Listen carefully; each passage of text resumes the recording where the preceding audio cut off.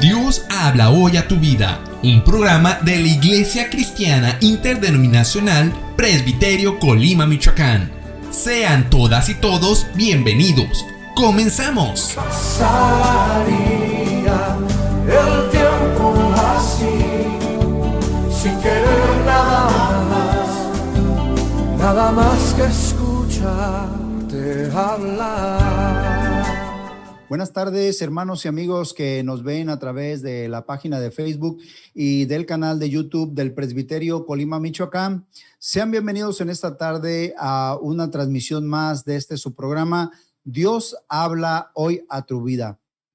Recordamos el número telefónico para que usted llame y haga su petición de oración.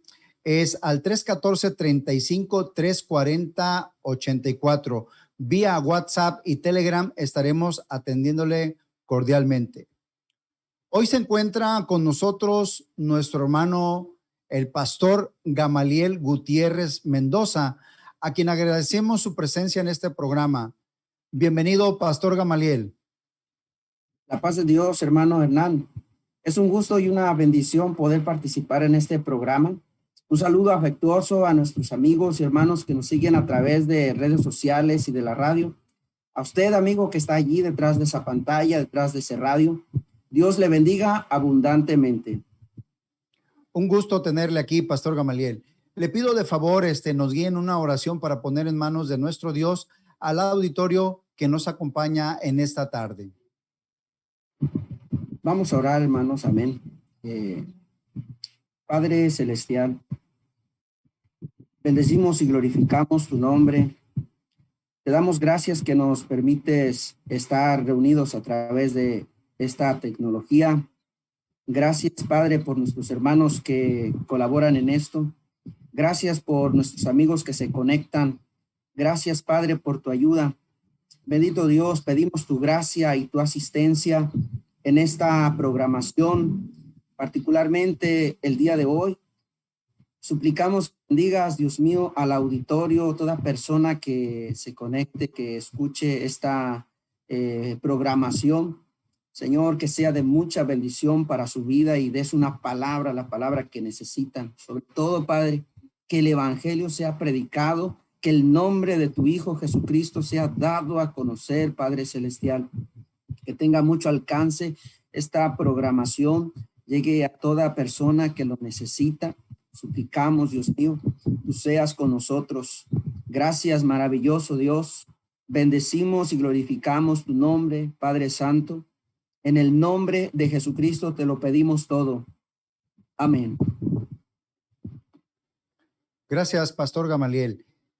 Querido auditorio, cuando Dios mandó a Moisés construir el tabernáculo, desde donde se revelaría a todo el pueblo, sin duda esto llenó de alegría a los hebreos, pues no solo hablaría con unos cuantos, sino que se manifestaría a todos.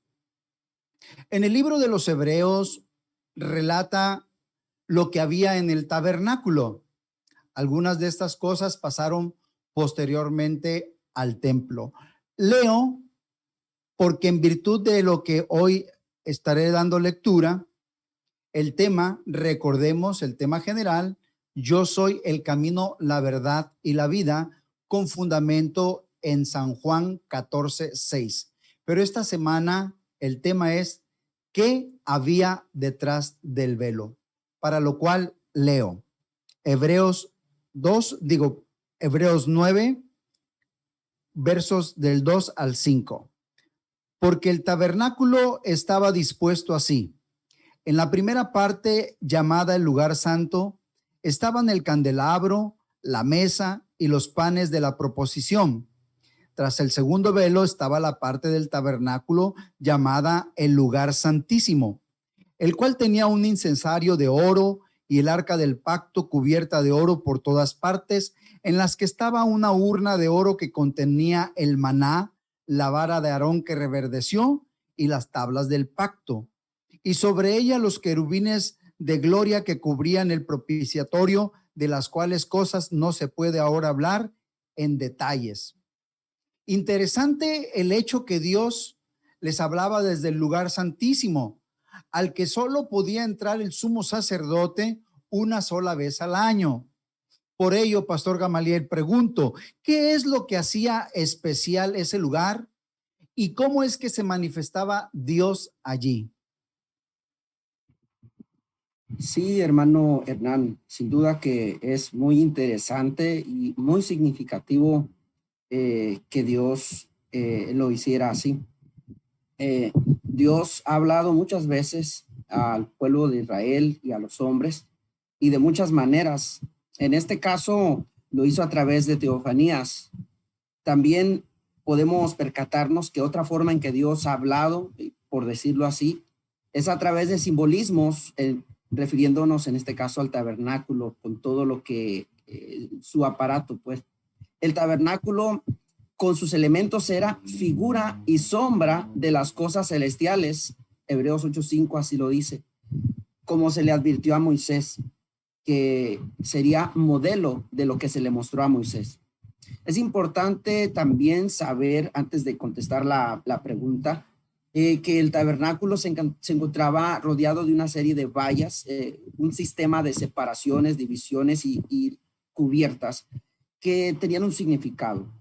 En el centro se encontraba el tabernáculo propiamente dicho, en el que había dos secciones. Ya se leyó el pasaje que refiere algo al respecto. El lugar santo y el lugar santísimo. Para llegar hasta el lugar santísimo había que cruzar primero la puerta del atrio, luego el velo del lugar santo y finalmente el segundo velo que separaba el lugar santo del lugar santísimo. Así que detrás del segundo velo se encontraba el lugar santísimo, un lugar sumamente sagrado y separado. Por eso su nombre literal en hebreo, el lugar, el Santo Santísimo. Era tan especial por su simbolismo, pero sobre todo, y aquí viene la respuesta, porque allí moraba la presencia del Dios vivo, santo y verdadero.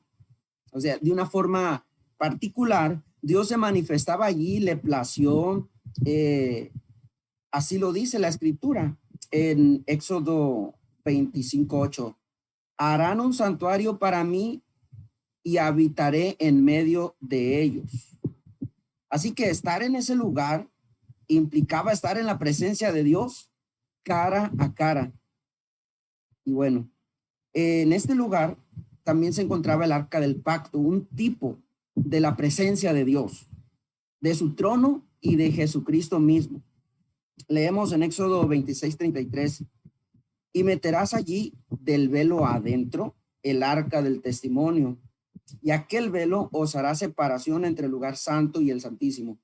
Pondrás el propiciatorio sobre el arca del testimonio en el lugar santísimo. En cuanto a la segunda sección de la pregunta, ¿cómo se manifestaba Dios allí? En ese lugar se manifestaba la presencia de Dios a través de una nube de gloria que aparecía entre las alas de los querubines sobre el propiciatorio. Desde ahí Dios le declaraba su palabra a Moisés. Leemos en Éxodo 25, verso 21 y 22.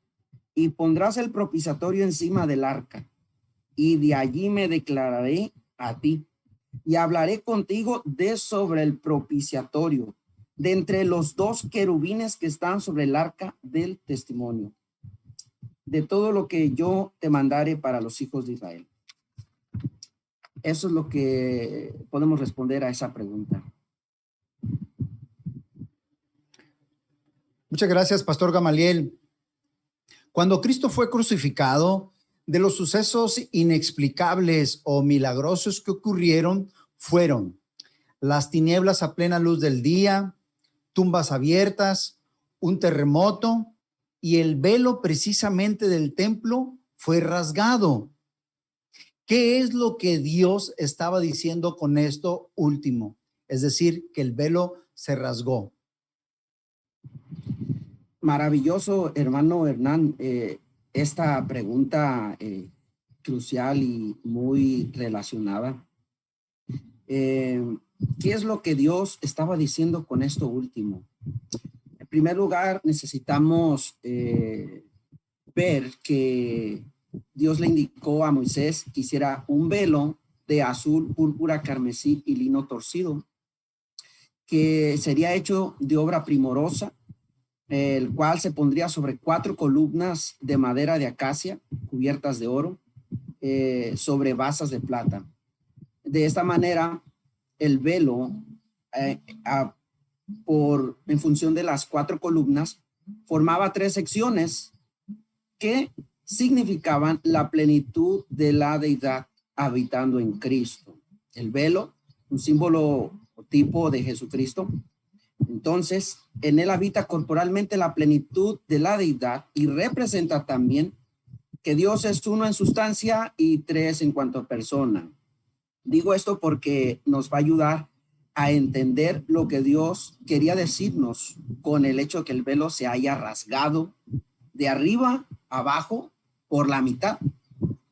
El velo denotaba separación, impedimento e imposibilidad de acceso. Por ello, en Hebreos 9:7 dice que solo el sumo sacerdote una vez al año, no sin sangre, la cual ofrece por sí mismo y por los pecados de ignorancia del pueblo, dando a entender el Espíritu Santo con esto que aún no se había manifestado el camino al lugar santísimo, entre tanto que la primera parte del tabernáculo estuviese en pie. Entonces, el velo figura 2 épocas, o está señalando 2 épocas o pactos: el antiguo pacto, el nuevo pacto, el pacto de la ley, el pacto de la gracia, el nuevo pacto en la sangre de Jesucristo. También indica la separación entre el cielo y la tierra. El velo, como les decía, es un tipo de Cristo e indica su posición mediadora entre Dios y los hombres. Esto en un sentido vertical, pero también en un sentido horizontal, porque como les dije, el velo formaba 3 secciones, estaban las 4 columnas. Entonces denota Cristo, la segunda persona de la deidad, es el mediador también en la deidad. Si todas las cosas hace el Padre por medio del Hijo, y el Espíritu Santo pues es el obrero de la deidad. Vamos más adentro hacia entender esto. El sistema de divisiones, separaciones y cubiertas cumplían el propósito de señalarnos la santidad de Dios y enseñarnos el estado actual del hombre caído, separado de Dios por el pecado, destituido de su gloria, excluido de su presencia y sin posibilidad de ver ni de entrar en el reino de Dios por mérito propio o capacidad propia. Ahora bien, viene la respuesta. Que el velo se haya rasgado, ya ahora entendiendo este simbolismo que ya les expliqué, y que el velo se haya rasgado, simboliza el impacto y trascendencia de la obra redentora consumada por nuestro Señor Jesucristo en la cruz. Ahorita vamos a entender por qué eso. El que se haya rasgado por la mitad significa que fue a través de la segunda persona de la deidad, es decir, del Señor Jesucristo, el Hijo. Fue en virtud de él que se nos abrió el acceso a la presencia de Dios, a la comunión con Dios. Las secciones que se marcaban por las columnas en el velo, entonces marcaban, les dije, 3 secciones, y si se rasgó por la mitad, entonces la rasgadura tocó en la segunda sección, señalando con esto cuál persona de la deidad es la que fue rasgada al ser encarnado, y ya aquí se refiere al Señor Jesús, que fue encarnado para que así poder sufrir por nuestros pecados y morir en la cruz, ser partido por nuestros pecados y llevar en su cuerpo, que como nos dice en Hebreos, dice en Hebreos 10, 9 al 20, ahorita se los voy a citar, que es el velo representa el cuerpo de Jesucristo que fue rasgado. Entonces, esto, que el velo se haya rasgado, significa que podemos acercarnos confiadamente al trono de la gracia, porque de aquel lado del velo se encontraba el arca del pacto, simbolizando el trono de Dios, y encima del arca del pacto se manifestaba la presencia de Dios. Significa que entonces nosotros podemos entrar en una comunión directa y plena con Dios. De momento, de manera espiritual, podemos entrar a la misma presencia de Dios, al lugar santísimo. Hebreos 10:19 dice: así que, hermanos, teniendo libertad para entrar en el lugar santísimo por la sangre de Jesucristo, por el camino nuevo y vivo que Él nos abrió a través del velo, esto es, de su carne, ¿verdad? Entonces, el hecho es sumamente trascendente. Les decía, de momento, de manera espiritual podemos acceder a la presencia de Dios. Es maravilloso, es precioso. Con Cristo estamos sentados en los lugares celestiales, en unión con Jesucristo. Por eso es lo que señala Efesios, ¿verdad? Que Dios nos ha bendecido con toda bendición espiritual en Cristo. Una cosa más, hablando de lo que Dios nos quiere decir con que el velo se haya rasgado. Ya dijimos que se rasgó y que se rasgó por la mitad. Pero, ¿qué quiere decir que se haya rasgado de arriba a abajo? Esto indica su origen milagroso y divino, pues la salvación del hombre vino de arriba, de Dios, por iniciativa y determinación del cielo, como un acto de gracia y poder divinos. Simboliza entonces también que la muerte de Jesucristo, el que su cuerpo haya sido partido, no fue un accidente, sino una determinación divina, porque es imposible que un velo que está colgado arriba se rasgue de arriba para abajo. Para que se rasgue por un accidente tendría que ser de abajo hacia arriba la rasgadura.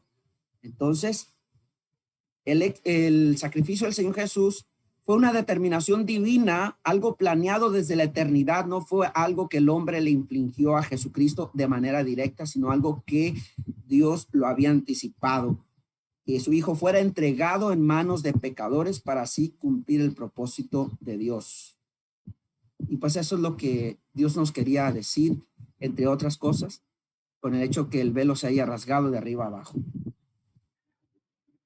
Pastor, mucha gente puede pensar que Dios tenía cerrado el camino y también la puerta. ¿Es pretenciosa la declaración de Jesucristo de ser el camino que lleva al Padre? Amén. No, hermano, la declaración del Señor Jesucristo no es pretenciosa, sino una verdad y algo categórico, una declaración categórica. No es que Dios tuviese cerrado el camino o el acceso a su presencia, sino, como ya les mencioné, eso tenía la función de ilustrarnos la condición real del hombre. En realidad, esa separación, ese bloqueo, ese alejamiento de Dios se estableció a partir de la entrada del pecado. Fue el hombre mismo quien fue un agente con su decisión al desobedecer a Dios y permitir el pecado, que esto se estableció, esta separación.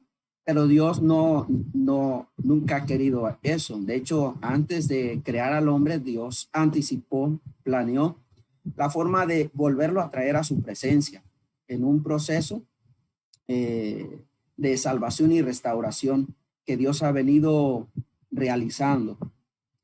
Las declaraciones del Señor Jesucristo quedaron confirmadas por el testimonio del Padre.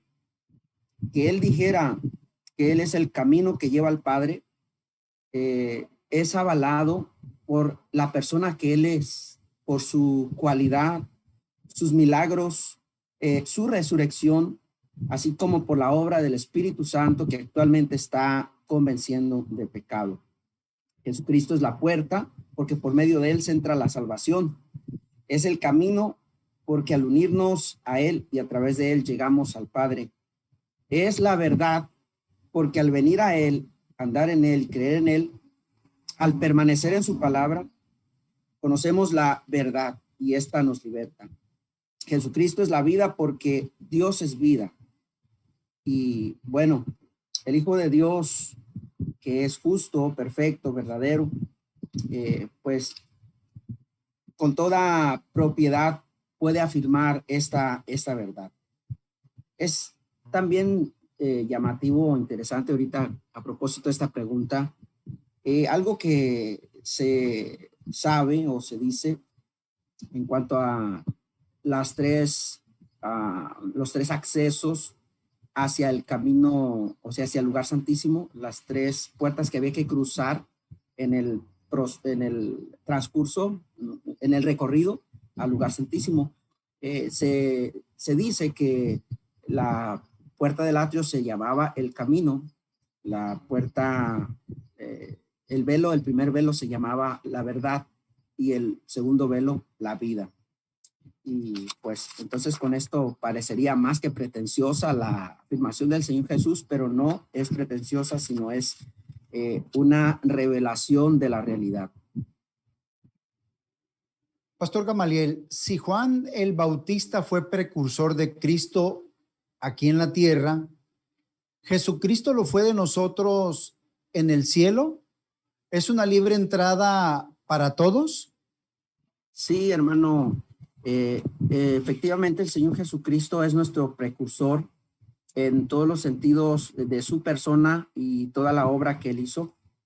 Al ser hecho hombre y haber resucitado después de que padeció y ascendió a los cielos, en Hebreos 6:19 dice que él, que tenemos una ancla firme que penetra hasta dentro del velo, y lo está hablando en sentido figurado, está refiriéndose al cielo.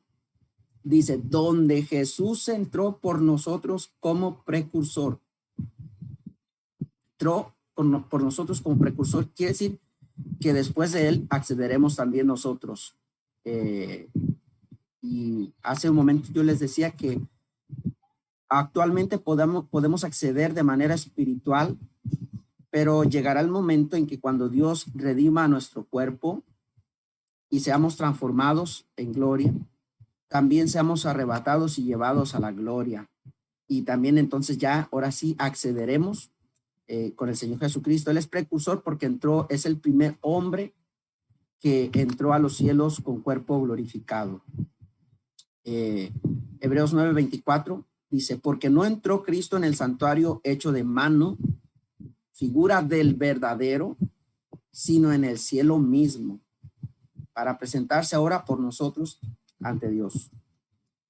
Si entonces esta entrada es para todos, la entrada al cielo, por un lado, sí es para todos, o mejor dicho, la invitación. La invitación es para todos, la oportunidad es para todos, pero no todos entrarán, porque como lo dijo el Señor Jesucristo, nadie viene al Padre sino por mí. Así que si no lo hacemos a través de Jesucristo, si no es a través del Señor Jesucristo, no entraremos. Aquí también nos ayudan otros textos que quiero citar. Pedro predicó y en ningún otro hay salvación. Y Isaías 45:22 dice, mirad a mí y sed salvos todos los términos de la tierra, porque yo soy Dios y no hay más. Pero para cerrar con broche de oro, Juan 3:16, para cerrar esta pregunta con broche de oro, dice que de tal manera amó Dios al mundo, que dio a su Hijo unigénito. O sea, Dios hizo su parte para que el hombre no se pierda, no quede excluido, destituido de la gloria de Dios, no se pierda en el infierno, en la condenación eterna por el estado en que ha caído, sino que tenga vida eterna. Pero dice, de tal manera amó Dios al mundo que ha dado a su Hijo unigénito para que todo aquel que en él cree no se pierda.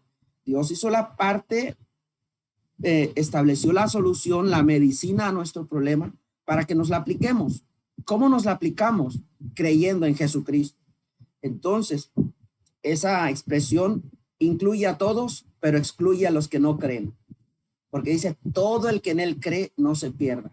Entonces, cierra o complementa esto Juan 3:16, que el que rehúsa creer en el Hijo no verá la vida, sino que la ira de Dios está sobre él. El que cree en el Hijo tiene la vida, pero el que rehúsa no verá la vida.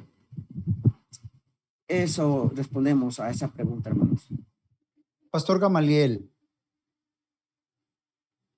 ¿Jesucristo es la verdad absoluta? ¿Cómo corroboramos esto? Sí, Jesucristo es la verdad absoluta. Él mismo lo dijo. Ahí lo corroboramos. Pero vamos a corroborarlo con otras razones también. La Biblia misma, que es la verdad, porque es la palabra de Dios, la Biblia enseña en San Juan 1:14 que Jesucristo es el verbo eterno de Dios, o sea, la palabra de Dios, la expresión de Dios, que fue hecho carne, lleno de gracia y de verdad. Entonces, verdad es lo que revela lo que es o que se manifiesta a sí mismo. Y el único que revela lo que es, porque de otra manera no podría ser conocido, es Dios. Luego Dios es la verdad absoluta. Pero si Jesucristo es el verbo de Dios que fue hecho carne, y el verbo de Dios es la expresión exacta de Dios, exhaustiva de Dios, y todo lo que Dios dice es verdad, verdad absoluta, entonces el verbo, Jesucristo, es la verdad absoluta. Verdad es conformidad de lo que se dice con lo que se piensa, siente y existe. Y todo lo que Dios ha dicho, en todo lo que Dios ha dicho hay conformidad.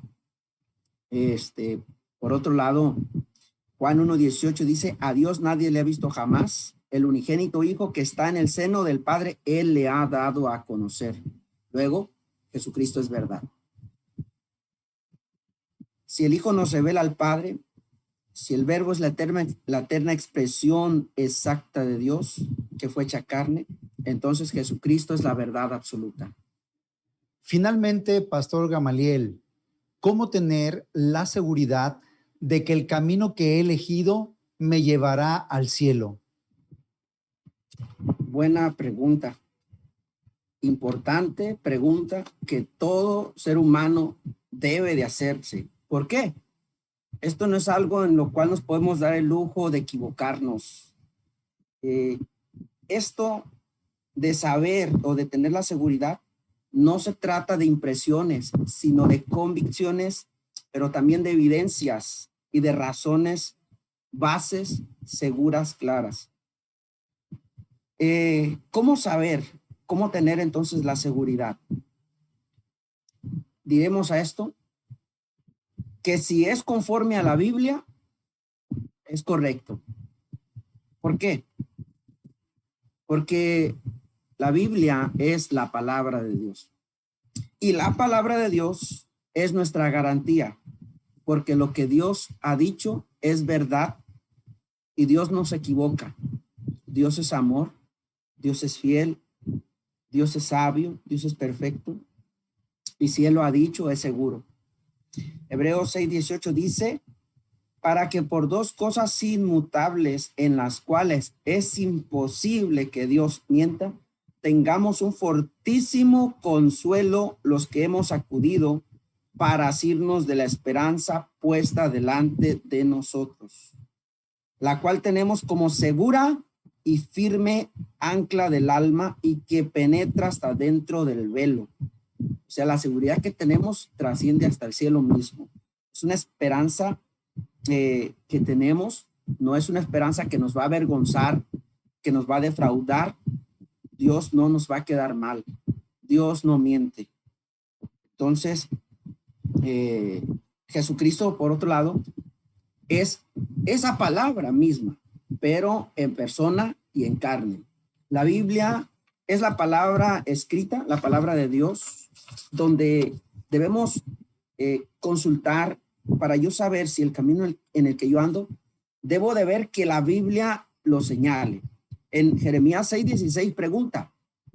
Bueno, dice primeramente, así dijo Jehová, paraos en los caminos y mirad y preguntad por las sendas antiguas, cuál sea el buen camino y andad por él. Las sendas antiguas, los caminos, nos los presenta la Biblia. Presenta muchos caminos la Biblia, pero sobre todo nos señala el camino que lleva a la vida. Se llama Jesucristo. Se llama Jesús de Nazaret. Ese es el camino que lleva a la vida.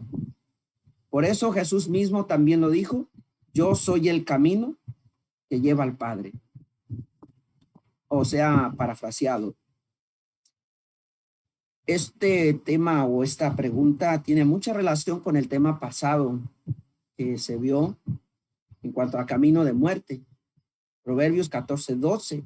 Por eso yo le decía, esto cómo saber que el camino que he elegido, cómo tener la seguridad, no es un asunto de impresiones. Por eso dice, hay camino que al hombre le parece derecho. No se trata de que, es que yo siento que estoy en lo correcto, es que es lo que me enseñaron mis papás. No, se trata de creerle a Dios y seguir el camino que Él nos ha trazado. Y Él ha dicho, este es el camino, Jesús de Nazaret. Pastor Gamaliel, pues agradecemos esta atención por haber respondido a nuestras inquietudes. Ahora le pido nos guíe en una oración por las necesidades de aquellos que nos están acompañando en sus hogares. Oremos. Bendito Dios y Padre nuestro, en el nombre de tu Hijo Jesucristo, accedemos a tu presencia, al trono de la gracia, con esa confianza y en virtud de la sangre de tu Hijo Jesucristo.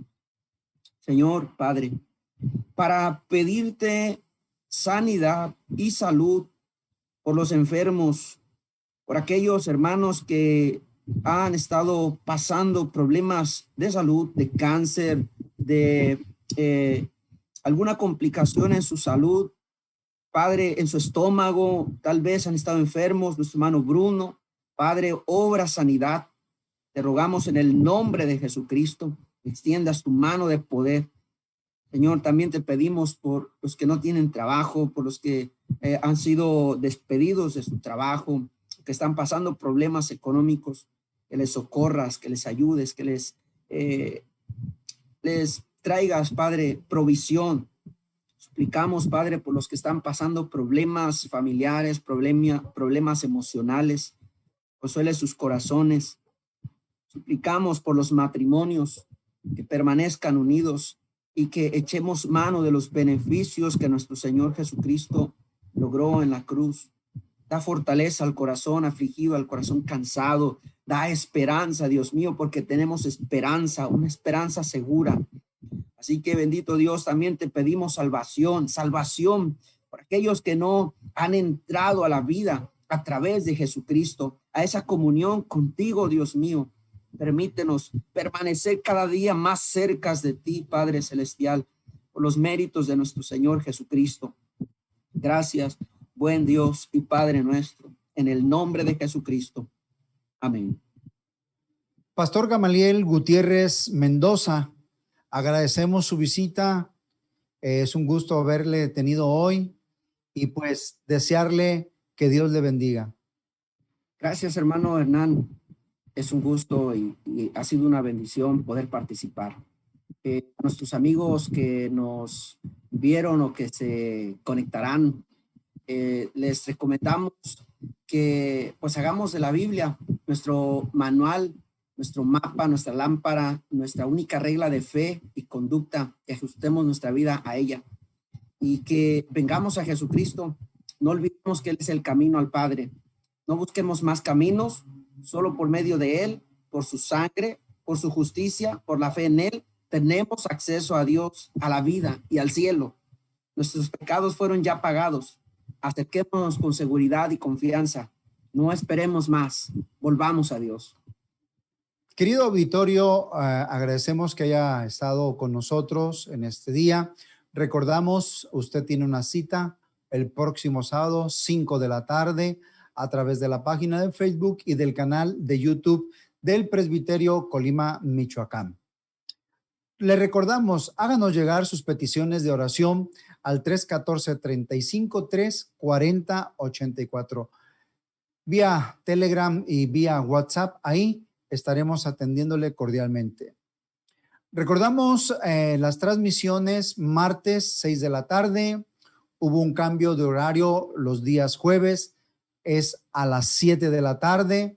Domingos por la mañana 11 a.m. y por la tarde 4 en punto. Dios le bendiga. La paz de Dios. La paz de Dios. Dios los bendiga a todos. Gracias por quedarte con nosotros. Te esperamos la próxima semana. Que Dios te bendiga. Pasaría